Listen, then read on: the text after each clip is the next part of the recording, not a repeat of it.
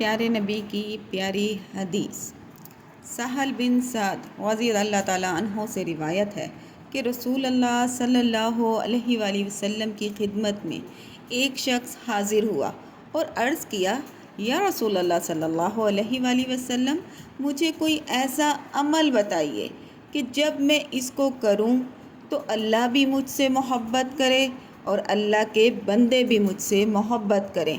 تو آپ نے فرمایا کہ دنیا کی طرف سے اعراض، بے رخی اختیار کر لو تو اللہ تعالیٰ تم سے محبت کرنے لگے گا، اور جو مال ہے، جائیداد ہے، اولاد ہے، چیزیں ہیں، دنیا کی کوئی بھی چیز جو لوگوں کے پاس ہے، اس سے بھی اعراض کرو اور بے رخی اختیار کر لو۔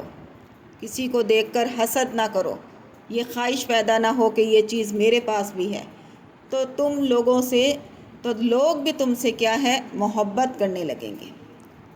اب یہ واقعی ہے کہ دنیا کی محبت اور چاہت ہی آدمی سے سارے کام کرواتی ہے، جن کی وجہ سے وہ خدا کی محبت کے لائق نہیں رہتا۔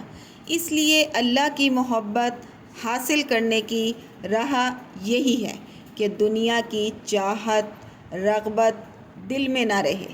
جب دنیا کی محبت دل سے نکل جائے گی تو اللہ کی محبت کے لیے دل ہمارا فارغ ہو جائے گا، اور پھر اس کی اطاعت اور فرما برداری ایسی خالص ہونے لگے گی کہ وہ بندہ اللہ کو محبوب اور پیارا ہو جائے گا۔